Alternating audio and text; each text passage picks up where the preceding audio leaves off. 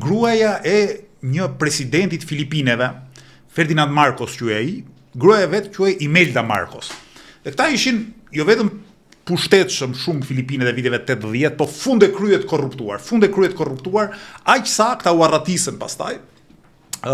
Kur u shkoi populli në pallatin prezidencial, gjetën edhe u mor si simboli krimbjes shteti, korrupsionit, këpucët e Imelda Marcosit. Imelda Marcosit kishte 3 mikpuc, thonë, në garderobën e vet.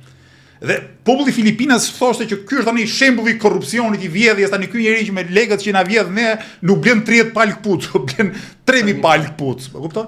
Jo, po bëjë llogari dhe të tjerë dhe kishin bërë që por e fundi sigurisht ato këpuc të kushtonin nga $100 secila, 3000 këpuc i bie $300,000. Tani krahasoj këtë me Belinda Ballu që përflitet se ka 300 apartamente.